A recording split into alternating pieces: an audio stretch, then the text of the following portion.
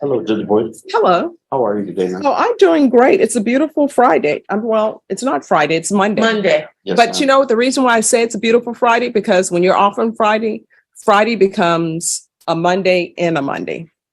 All right.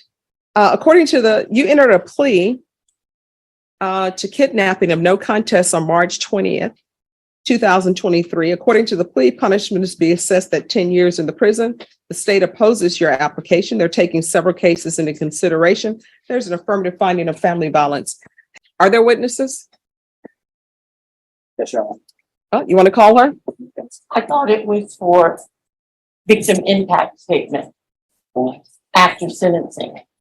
We will be calling her as a witness. I can't hear you, Mr. Burr. Yes, we will be calling her as a witness, Your Honor. All right. Call your witness. State.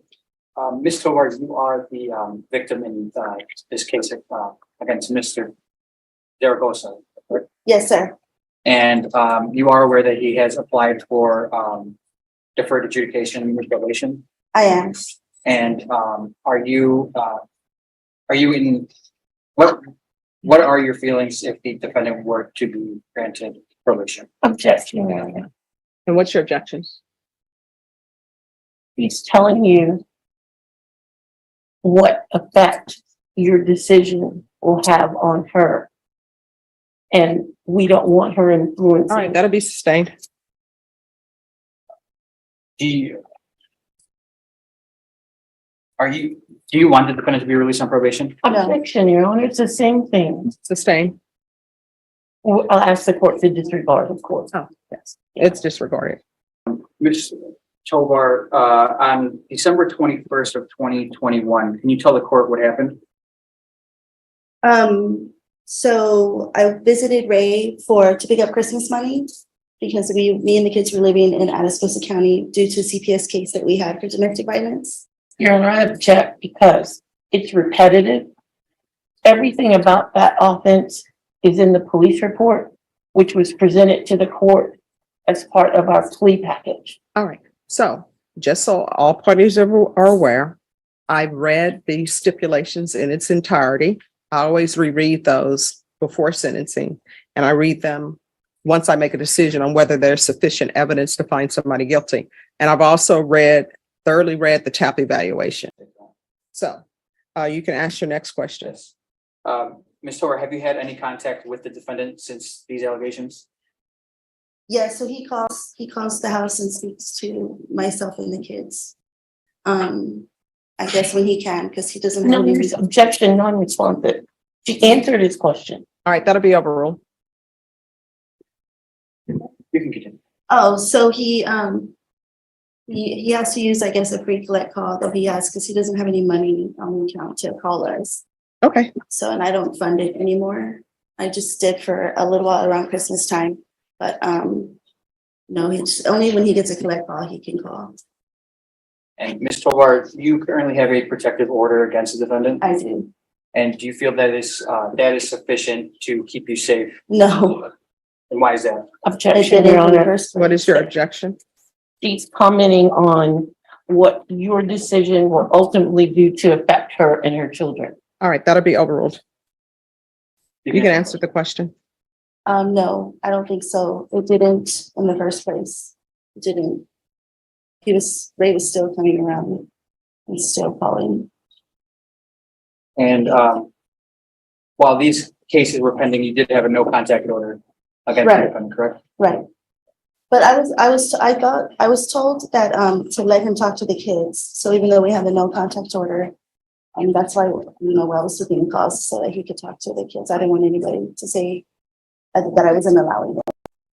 Yeah, because they're not part of the protective order. Nothing further on.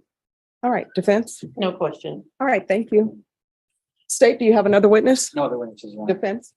It's the defendant himself. All right. If you come forward. Could you raise your right hand for me, please? Yes, Your Honor. All right. You can lower your hand. State your name for the record. My name is Zaragoza Ray Jr.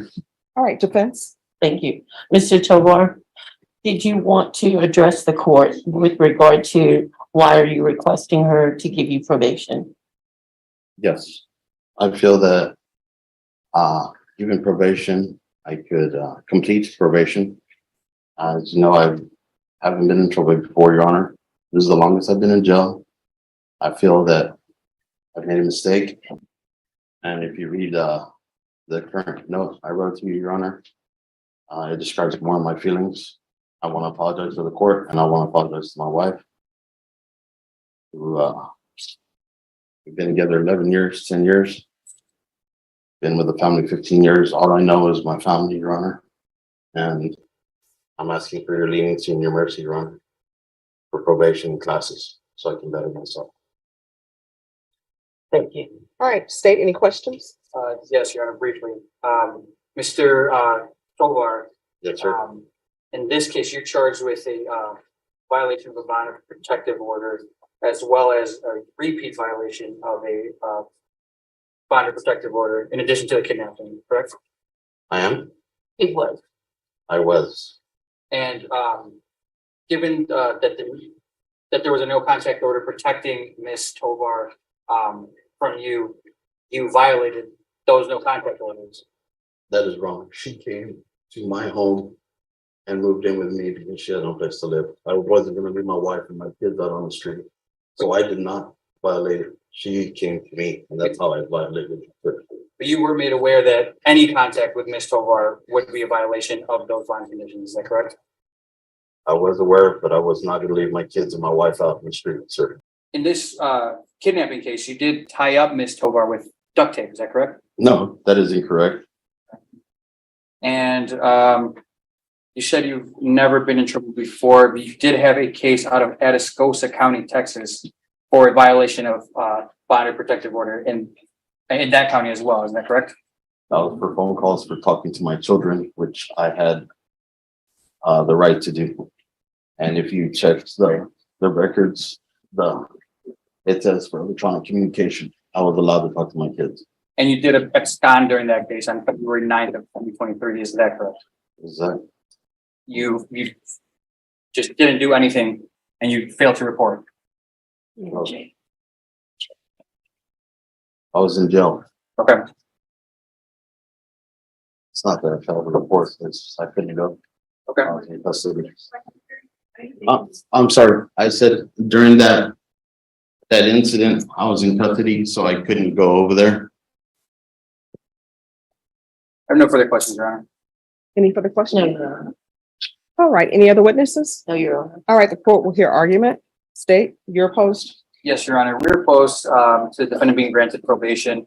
While you heard from the victim that she does not feel protected just by the no contact order, and that the fact that he was charged with a repeat violation of court order bond condition twice, which are being taken into consideration in this offense, Your Honor, shows that the defendant, whatever the allegations were, completely disregarded the court's order, and telling him that he's not supposed to have any contact with the complainant. But what about his saying that she came to live with him? But Your Honor, regardless of what the allegations are, if he knew that he had these charges pending. No, I understand that, but isn't that mitigating the fact that she chose to go and live with him? Now, I understand financially there are issues, but a no contact order, of course, it's a document, it's on paper, and the defendant knows they're not to have contact with them. But what about his saying that he had a choice? Either his children be on the street with her, or either she was going to come to live with him. But it doesn't appear in that situation, if it's truthful, he didn't go and have her come live with him. She decided to go live with him. That is correct, Your Honor. And while it may be mitigating there, knowing that he did have that no contact order, there are other options for Mr. Tovar to be able to take care of his children without having contact with the complainant. He could have taken the children while Ms. Tovar went to go find another living arrangement. Do you know she wanted him to take the children and leave without her children? That I'm unaware of, Your Honor. Okay. But given that, and given the allegations in this case, Your Honor, we don't feel that we do feel that the defendant is a danger to Ms. Tovar if he were to be granted probation. And so we'd ask that you deny the defendant's application to take it. All right, defense. Thank you, Your Honor. As you know from reading the pre-sentence report, my client doesn't have an extensive criminal history. These offenses, although serious, have really made him take a step back to reassess his life and how he lives his life and how he treats his family. And I think he's expressed rather eloquently in the letter that he tendered to the court. He's going to do whatever it takes to fix himself. He's even read the PSI where the recommendations on the happy valve that if granted probation, he should be placed in a program to help make sure he's no longer drinking excessive amounts of alcohol. And he wants to fix himself in that way. And he's been taking some classes in the jail since he's been in jail. It's been a couple of months now to help him control his demeanor, his anger, everything. He's trying to fix himself. Okay. All right, this is what the court is going to do. The court is going to deny your application, find you guilty, sentence you to 9 years in the prison, give you credit for any time served, or you can go off the record. You're going to have to make better decisions in your life. Yes, Your Honor. This was just a mistake, Your Honor. I wish. Well, no, it was a choice and it was a bad choice. Yes, ma'am. And here's the thing, I understand about protective orders. Yes, I ma'am. understand that sometimes the person who the protective order is supposed to protect, they decide that they're going to go live with the person that there's a protective order against. And then there's an issue that happens and then everybody calls the police and here we are. Yes. So ma'am. when you have a protective order, you are the person who are responsible. And if somebody wants to come live with you and there's a protective order in place, you need to say no. Do you understand? I do now, Your Honor. Well, I mean, you knew beforehand, you just decided, maybe we can work this out. Here's the thing. She doesn't want you anymore. That relationship is over. You can consider her on paper, unless y'all got a divorce, she's still your wife. But in reality, she's not your wife anymore. She does not want to be with you. Do you understand?